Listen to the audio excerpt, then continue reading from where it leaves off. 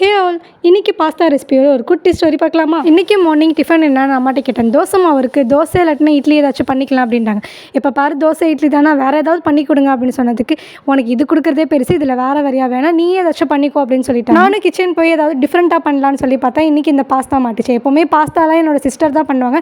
இன்றைக்கி நம்ம ட்ரை பண்ணலாம் அப்படின்னு சொல்லிட்டு நான் பாஸ்தா செய்ய ஸ்டார்ட் பண்ணிட்டேன். அதுக்கு ஃபஸ்ட்டு கலையில் கொஞ்சமாக எண்ணெய் ஊற்றி பாஸ்தா போட்டு உப்பு போட்டு ஒரு 5 மினிட்ஸுக்கு வேக வச்சுட்டேன். நெக்ஸ்ட் அதுக்கு தேவையான வெஜிடபிள்ஸ்லாம் கட் பண்ண போயிட்டேன். ஃபஸ்ட்டு ஆனியனை குட்டி குட்டி பீஸ் தான் கட் பண்ணி வச்சுக்கிட்டேன். நெக்ஸ்ட்டு தக்காளி கட் பண்ண போயிட்டேன். நான் தக்காளி கட் பண்ணியிருக்கும் போது எங்கள் அம்மா பாதி தக்காளி எடுத்துக்கிட்டாங்க. நீ எப்படியே வேஸ்ட்டு தான் பண்ணுவோம், அதுக்கு நானாவது யூஸ்ஃபுல்லாக ஏதாவது பண்ணிப்பேன் அப்படின்னு சொல்லிட்டு என் பாதி தக்காளியை வேறு எடுத்துகிட்டு போயிட்டாங்க. சரி பரவாயில்ல, நம்ம இருக்கிறத வச்சு சூப்பராக பண்ணிடலான்னு சொல்லிட்டு நான் நெக்ஸ்ட்டு கேரட்டை கட் பண்ண ஸ்டார்ட் பண்ணேன். தென் அதுக்கப்புறமா கடையில் கொஞ்சமாக எண்ணெய் சேர்த்து நம்ம கட் பண்ணியிருக்க வெஜிடபிள்ஸ்லாம் அதில் ஒன்று ஆட் பண்ணிக்கலாம். ஃபஸ்ட்டு நம்ம கட் பண்ணி வச்சிருக்கிற வெங்காயத்தை ஒரு 5 மினிட்ஸுக்கு நல்லா வதக்கி எடுத்துக்கணும். தென் அதுக்கப்புறமா தக்காளி கேரட் இதெல்லாமே போட்டு ஒரு 5 மினிட்ஸுக்கு நல்லா வதக்கி எடுத்துக்கணும். தென் அதுக்கப்புறமா மசாலா ஐட்டம் மஞ்சத்தூள், மிளகாய்த்தூள், சீரகத்தூள் இதெல்லாமே சேர்த்து நல்லா மிக்ஸ் பண்ணி எடுத்துக்கணும். பாஸ்தா எப்போவுமே என்னோட சிஸ்டர் சூப்பராக பண்ணுவாங்க. அவங்ககிட்ட தான் நான் ரெசிபி கேட்டு இங்கே பண்ணிகிட்டு இருக்கேன். அண்ட் அது முடிச்சதுக்கப்புறமா லாஸ்ட்டாக கொஞ்சோண்டு இஞ்சி பூண்டு மட்டும் சேர்த்து அதையும் நல்லா மிக்ஸ் பண்ணி எடுத்துக்கிட்டேன். அண்ட் இதெல்லாம் நான் பண்ணிகிட்டு இருக்கும்போது என்னோட அம்மா கேட்டாங்க, இது எல்லாமே போட்டியே உப்பு போட்டியா அப்படின்னு சொல்லி கேட்டாங்க. அதுக்கப்புறம் தான் நான் வந்துச்சு நான் உப்பே போடலன்ட்டு.